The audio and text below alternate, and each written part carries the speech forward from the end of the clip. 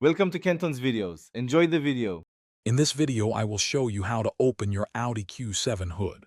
First, locate the primary hood release lever inside the cabin, typically found on the driver's side near the footwell. Give this lever a firm pull. You will hear a click, and the hood will slightly pop up, indicating the first latch has been disengaged. This is the initial step to gaining access to your engine bay, a simple action that sets everything in motion for maintenance or checks. Now that the hood has popped up a bit, move to the front of your vehicle. You will need to locate the secondary latch. This is usually found by reaching your hand under the front edge of the hood, right above the grille. Feel around the area near the iconic Audi rings emblem.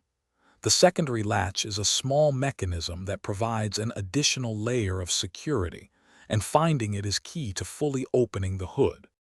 Once you have located the secondary latch, you will need to manipulate it to fully release the hood.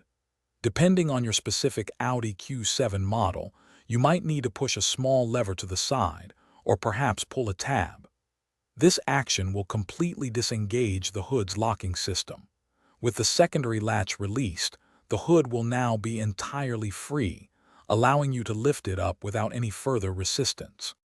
With both latches released, you can now safely lift the hood all the way open.